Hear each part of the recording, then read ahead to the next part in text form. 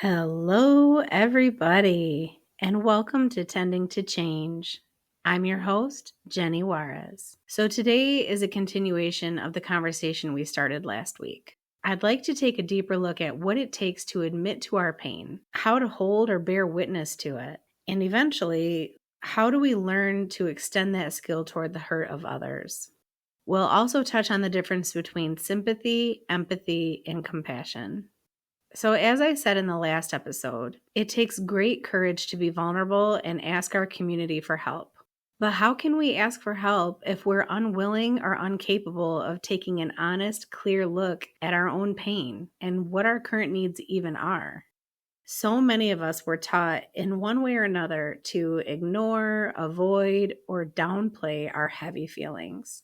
I think of statements like, suck it up, or be tough, or quit crying, or I'm going to give you something to cry about, or don't be so sensitive. All of these statements indirectly teach us that difficult emotions such as sorrow, grief, disappointment, regret are inappropriate for sharing with the world around us. And it's a problem for other people if we do. We may have received programming that encouraged us to suppress or repress our feelings, stifling our cries, and even finding ourselves apologizing when we do cry. So if we don't even feel safe or comfortable accessing our pain, it's going to be really difficult for us to be vulnerable in the way that we need to be for us to ask for help and allow someone else to support us when we're going through a difficult time in our lives. But as I said last week, we will each experience hard times in our lives, and we will each need support at one point or another. Whether that's due to grief over a loss, a serious injury or illness, a job loss, or some other catastrophe. It benefits us to be able to acknowledge our pain and to reach out to the people that we trust or even to our wider community and say, hey, I'm struggling. This is hard. This hurts. I need some help. This makes me think about when I was in the 200-hour yoga teacher training. In the first half, when I was just focusing on doing a deep dive into the practice of yoga, and I still had no intentions of formally teaching. I remember staying after class one day and talking to Benji privately, and she asked me why I decided to do the teacher training program. And what came to mind in that moment was my longing to help other people. I told Benji that what I had noticed about myself as a very sensitive being was that when the people I cared about were suffering, their energy of sadness or depression or overwhelm would easily seep into my own energetic body, and I would find myself feeling the same way as they did. I would become so enmeshed with other people's pain that it was hard for me to discern where I ended and where they began. I had very poor energetic boundaries. And the result of this would be that when my closest friends would go into a depression, I would also go into a depression. When they were happy, then I would be happy. And it's very hard to effectively support someone from this space, let alone live my own fulfilling life with my own emotional flavor and experience of day-to-day life. I would explain it as though I were noticing that someone is drowning, and I would jump right into the water with them. And now we're both drowning. And what I told Benji was that I wanted to learn how to be able to hold on to something strong and sturdy outside of that water, like a giant boulder or rope, so that I could extend one hand to that person and pull them out of the water to prevent them from drowning while I stay on steady ground. And through practices like yoga and pranayama or breath work, these practices that teach me how to be embodied, how to not live in my thoughts in my head, but instead to drop into the body and live in the present moment. That's where I can find my groundedness, my inner groundedness. So let's talk about the difference between sympathy, empathy, and compassion. Sympathy evokes a power dynamic. It's feeling pity for someone. It's a very separated experience where I'm observing that you're in pain, so I feel sorry for your pain. It does not denote an ability to relate to that pain or understand it. And as I said, it really keeps us separated from the other being. Empathy is really the opposite experience. It's where you acknowledge that someone is suffering because you're feeling with them. Like you can really strongly and vividly imagine yourself in their shoes. whether you've experienced what they're experiencing or not. And you experience a heartbreak based on what they're going through. And that harkens back to that metaphor I just said, where someone's drowning and you jump in the water with them and you start drowning too. You're both swimming in the same ocean of emotions. Compassion has a different flavor. If you look at the root words of compassion, passio is Latin for suffering, and com is the Latin prefix for with or together. Compassion is to experience suffering together. But it also implies an action. So whereas empathy is just feeling the emotions with someone else, like experiencing your own version of their suffering and thereby acknowledging it, compassion is the feeling that arises when you're confronted with another's suffering and you feel motivated to relieve that suffering. Compassion acknowledges the pain, feels it with them, and then takes some kind of action to alleviate it. Whether that's preparing a meal for them, offering them some kind of monetary or material support, cleaning their house for them, calling to check up on them, donating to a cause, volunteering your time, sitting with someone and just hugging them or listening to them to offer some kind of practical support. This is compassion. And it's a much more powerful and effective response to the pain of others than just empathy on its own. Because if you really think about it, some of us are just born very sensitive beings. And so it's easy for us to sync up to the energetic experience of another being.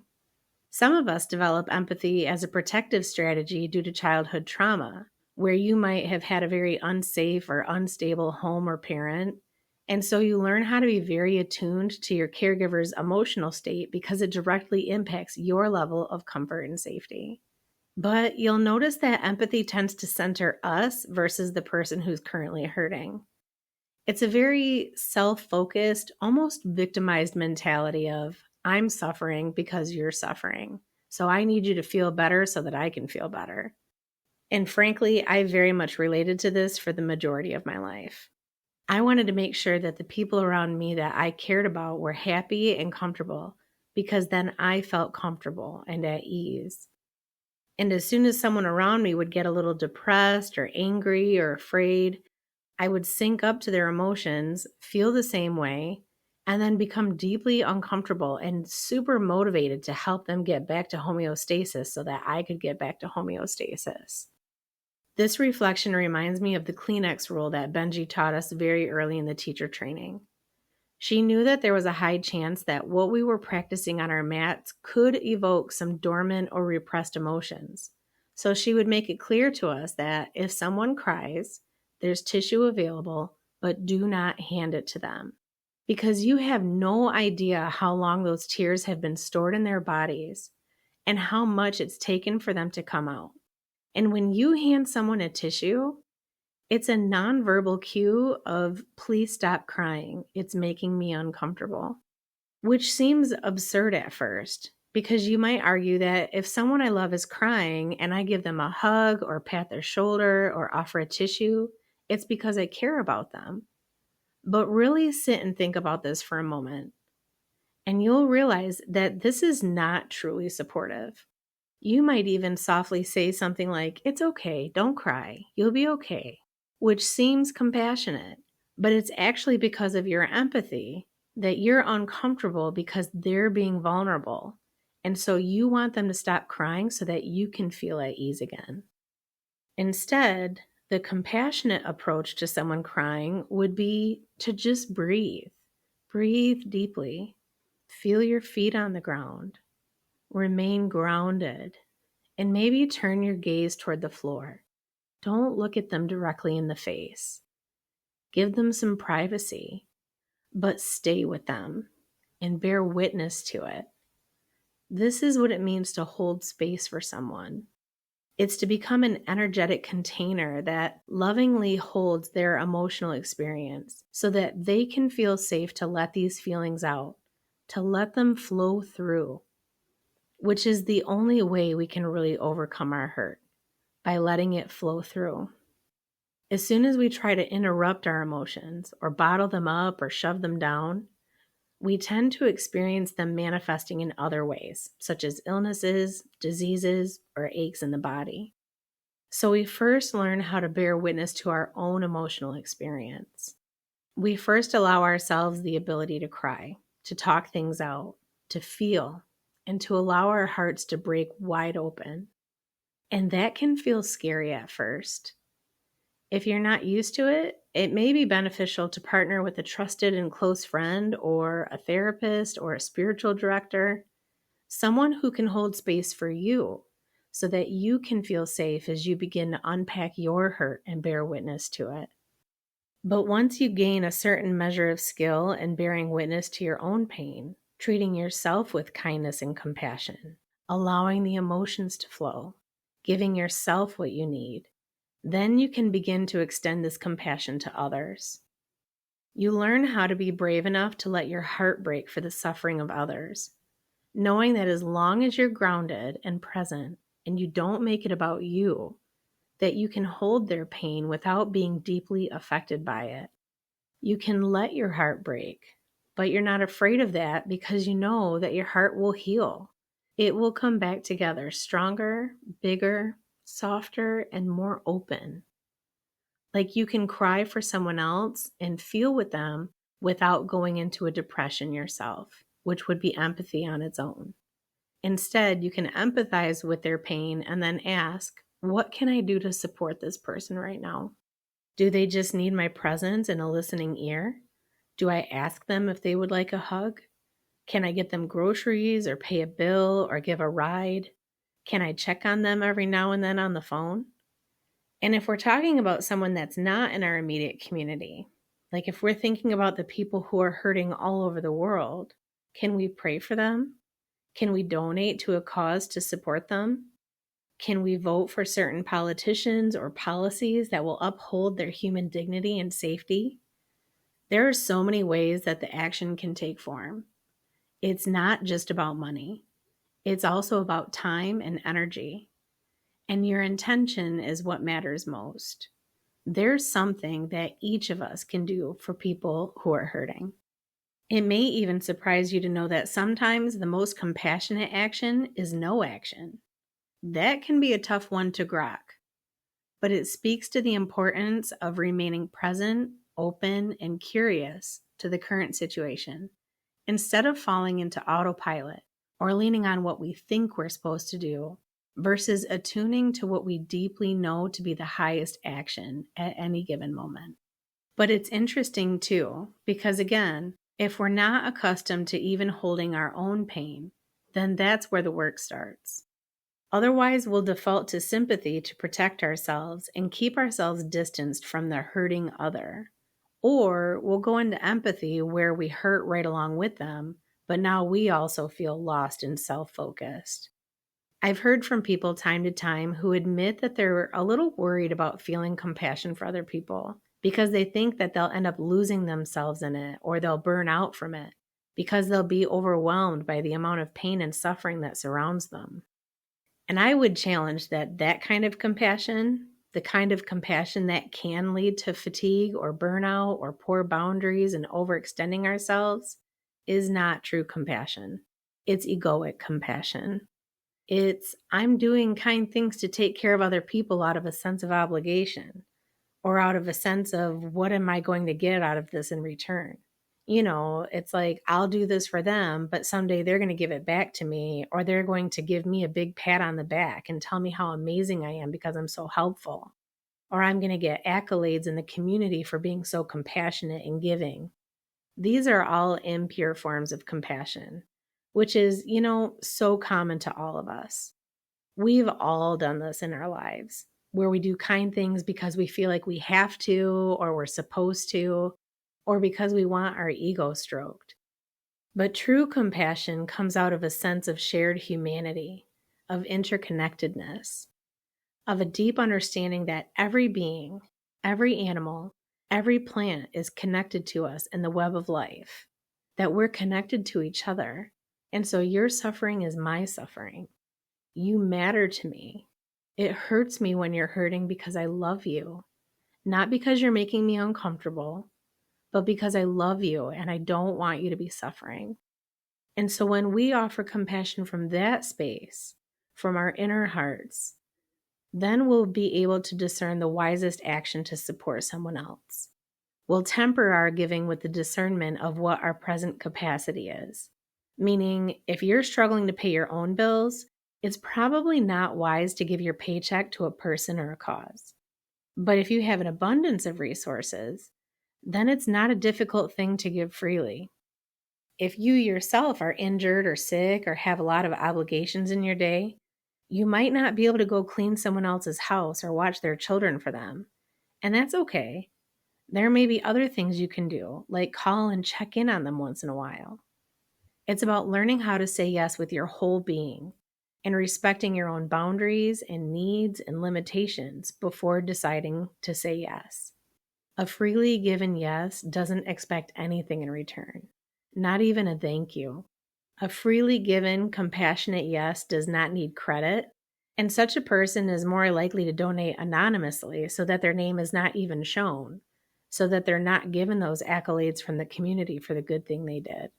That pure compassion comes from a place of abundance within us, where we have taken care of our own needs first, and we are so full that we generously give of the abundance that we have. For way too long, especially women, we have given everything of ourselves all the way down to our pinky toe. We push and push and push ourselves to the point of exhaustion and burnout and resentment and sickness and injury. And that is not pure compassion. That is not how we serve in the highest way possible. There's even a subtle form of self-abuse to that, because we're neglecting our own selves for the sake of the other, not realizing that we are just as worthy of tenderness and care and compassion as the other is. So let's finish today with a practice called Just Like Me. This is a beautiful compassion practice that I first learned when I was on retreat in Maui with the Ram Dass satsang.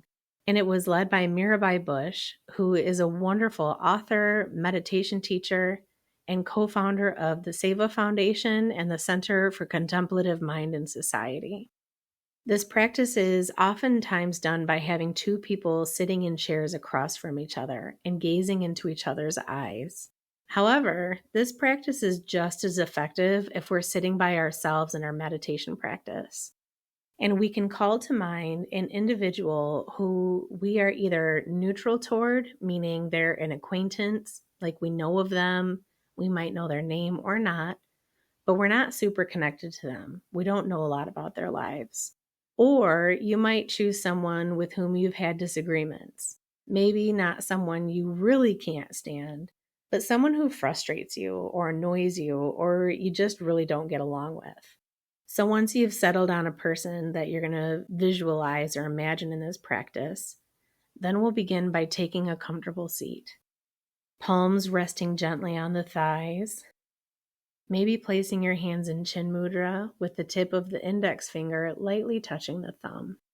Beginning to breathe in, expanding the back body as the shoulders lift up and the whole spine lengthens. And then bringing the sides of the throat back, the head and shoulders moving back as one, and the spine lengthening and elongating in both directions, down through the sitting bones into the earth, and up through the crown of the head toward the stars. Welcoming the breath in and out the nose, one breath after the other. Letting your breath find its own rhythm and pace. Allowing the lengths of the inhales to match the lengths of the exhales. Just this steady, soft breathing in and out the nose. And gently closing the eyes if you haven't already, calling to mind this individual, either this neutral acquaintance or this individual who rubs you the wrong way sometimes, or with whom you've had disagreements. And imagine that you're looking into their eyes and holding that vision of gazing at their face into their eyes. Begin to inwardly repeat these phrases after me. This person has a body and a mind. just like me. This person has feelings, thoughts, and emotions, just like me.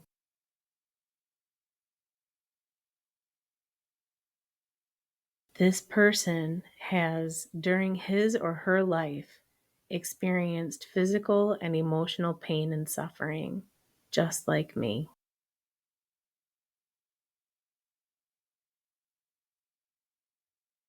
This person has at some point been sad, just like me. This person has been disappointed in life, just like me. This person has sometimes been angry, just like me.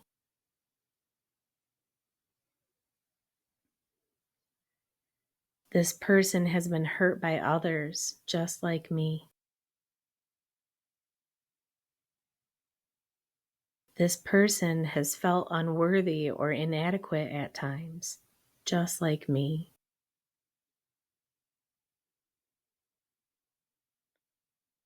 This person worries, just like me. This person is frightened sometimes, just like me. This person will die, just like me.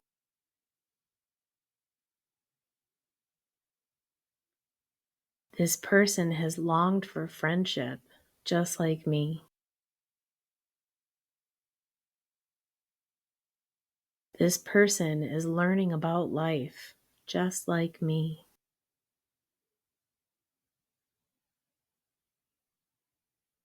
This person wants to be caring and kind to others, just like me.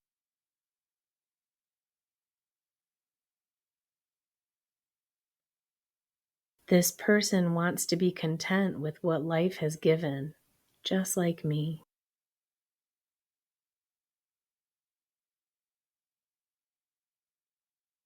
This person wishes to be free from pain and suffering, just like me.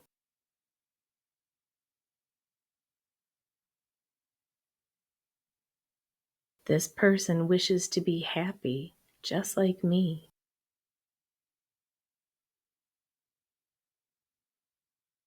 This person wishes to be safe, strong, and healthy, just like me.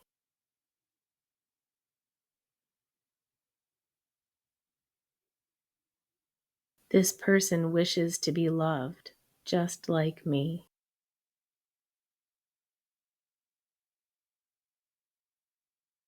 Now, keeping this person in your mind's eye, allowing some wishes for well-being to arise.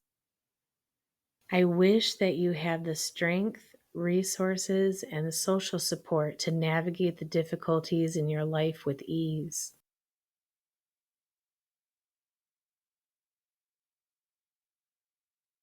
I wish that you'll be free from pain and suffering.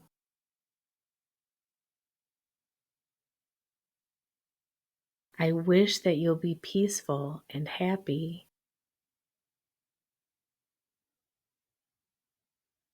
I wish that you'll be loved because you are a fellow human being, just like me.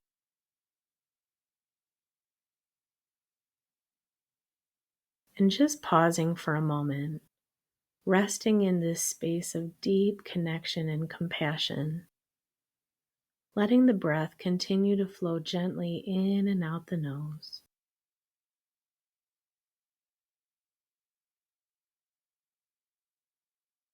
And as you're ready, lifting the gaze, opening the eyes. Thank you so much for joining me today. The past couple weeks have been quite challenging for my family, but I keep showing up for you because I'm showing up for myself too. It means so much to share these practices with you and these teachings. And my prayer as always is that you're receiving some benefit from this. And may that benefit ripple out and bring benefit to the whole world around you. Until we connect again, Take care and have a wonderful rest of your day.